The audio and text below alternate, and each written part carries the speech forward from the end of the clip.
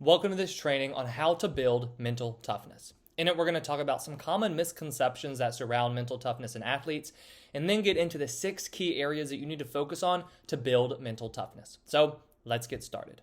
When thinking about mental toughness, let's kind of talk about what the definition of mental toughness is, because this is often a vague concept. When I'm thinking about mental toughness, I'm thinking of it as a measure of an individual's ability to be resilient, have confidence, remain competitive, and overcome adversity in their life or in their sport. So, in short, mental toughness is that ability to have confidence in yourself, believe in yourself, bounce back from failures, face challenges, and go through them. And all of this is going to become very clear when we talk about kind of the 6 key characteristics of mental toughness. But before we can get into that, there are definitely some common misconceptions that surround mental toughness, especially with athletes. So, number 1 is going to be that you're born with it. This is kind of an idea that I had when I was in high school and college, was that you were born with mental toughness. So I so desperately wanted to appear mentally tough, because if I showed any sign of weakness, it means I wasn't mentally tough.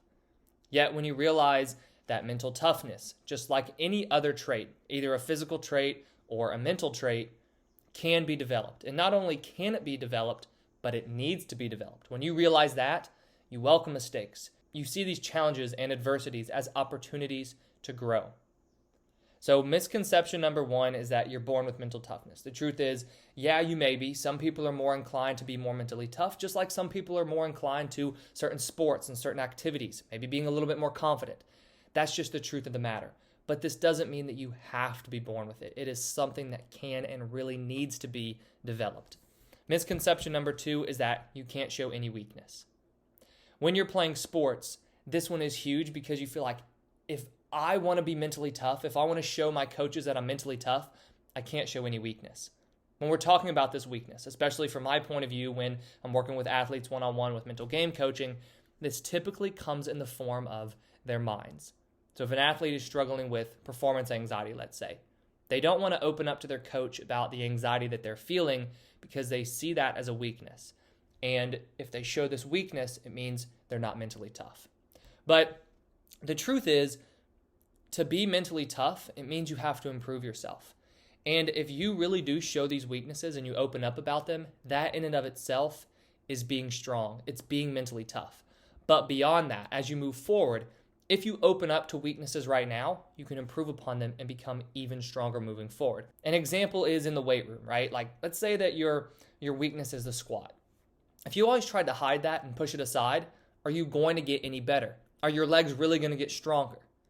No, they're going to get stronger in some other moves, but with that squat, that core movement, you're not going to gain any strength. But if you open up that weakness, tell your coach about it, and really work on improving it, you're going to be stronger because of that moving forward. And misconception number 3 is that there's no room for vulnerability. Vulnerability means that you're opening yourself up. You're opening yourself up to challenges. You're opening yourself up to showing weakness.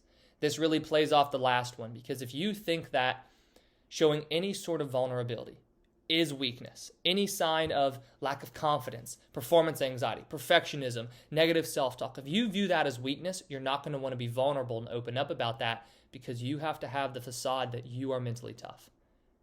So really, in thinking about these misconceptions, the number 1 thing that I want you to take from this, and I want you to remember moving forward, is that mental toughness, just like any other skill, can and must be developed. If you have that mindset, then you realize it is okay to show weakness. You realize that you don't have to be born with it, and you realize that being vulnerable is necessary. Now, let's get into the makings of a tough mind. So what are the 6 key areas that you need to focus on as an athlete to build mental toughness? Number 1 is self-awareness. Number 2 is self-confidence. Number 3 is self-worth. Number 4 is resilience. Number 5 is a successful self-image. And number 6 is self-management.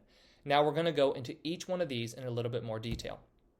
So starting off, we have self-awareness.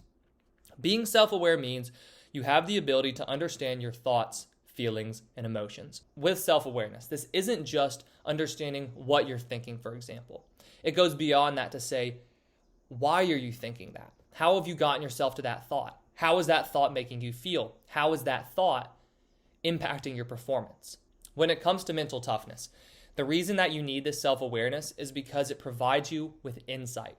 Insight and understanding into what you're currently thinking. Why do certain situations cause you to feel more anxious? Why do you doubt yourself when you're playing certain teams, but when you're playing other teams or other types of opponents, you feel more confident? If you want to have that mental toughness, that level-headedness, that confidence, that ability to bounce back from failures, you need to be able to understand yourself first, which is why self-awareness is a core piece to the puzzle of building a strong mind. Next, we have self-confidence. Self-confidence is so important because when you develop this self-confidence, it acts as a wall within your mind to outside interference. You no longer will be as reliant on external praise, so praise from your coaches, praise from your parents, your teammates, and you will have this belief within that you know you have the abilities you need to succeed. Now that is being mentally tough right there. If you constantly need this validation from your coaches, for example, that you're good enough, you are not mentally tough, at least not yet. And when you have this self-confidence, the trust in yourself that no matter what, you have the skills capable of succeeding, how much more mentally tough are you going to be? Let's say that you just made a mistake. If you don't have self-confidence, it's going to be hard for you to keep moving forward. But if you have that belief in yourself, that confidence, it's going to be that much easier to be resilient. Number three, or characteristic number three, is self-worth. Now, when you cultivate this sense of value within yourself, self-worth means you're judging your own value, right? You say that you have high value and high worth. An armor is placed around your mind. Now, setbacks can be viewed objectively, and they're not going to be a hit to who you are. When you don't have a very high or strong sense of self-worth, as an athlete, it's really easy to tie this self-worth up in your performance, which means if you have a bad game, it means you think less of yourself. That's not a recipe for having a strong mind, because it means that you then become afraid of making a mistake, because a mistake is no longer simply a missed shot or a strikeout, for example. A mistake means you were not good enough. However, when you have high self-worth and you judge yourself just outside of your sport with value, you can then look at mistakes objectively and actually learn from them. That is having a strong mindset. Number four is resilience. Resilience I've already talked about in terms of having confidence. Resilience means you have the ability to bounce back from failures. You're learning from your failures. And this is so crucial because you are taking something that ordinarily was a negative experience and you're turning it into a positive experience.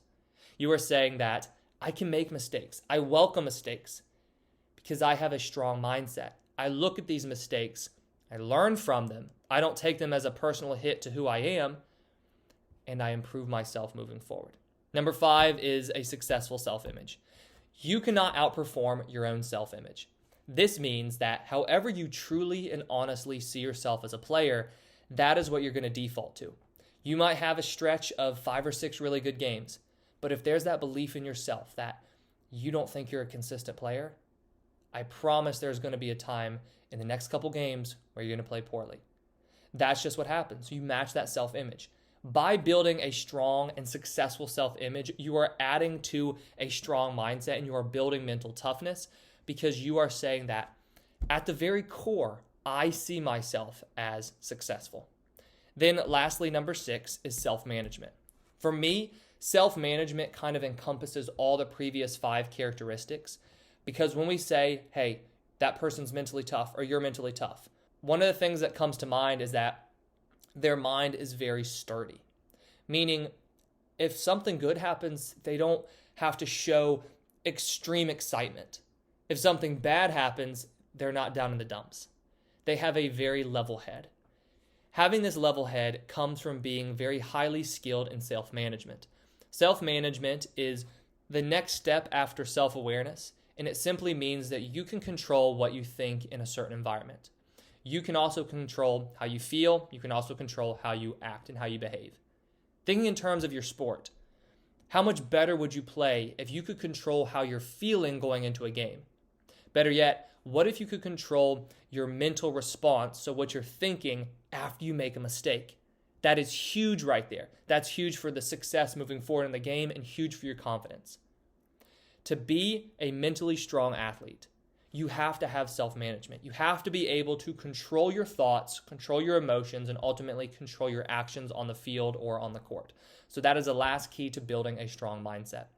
So with these 6 characteristics, I encourage you to take them one by one and focus on building and developing each one. If you do, then you have built the foundation of mental toughness for yourself as an athlete. I hope you enjoyed this training, and if you did, please hit that like button and subscribe if you haven't already. I put out 2 new trainings each week on sports psychology and mental training to help you build a championship mindset.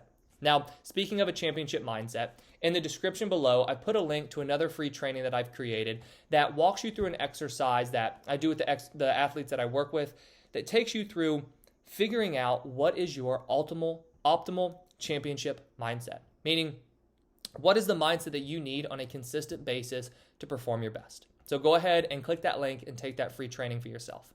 Thank you for watching, and I wish you the best of success in all that you do.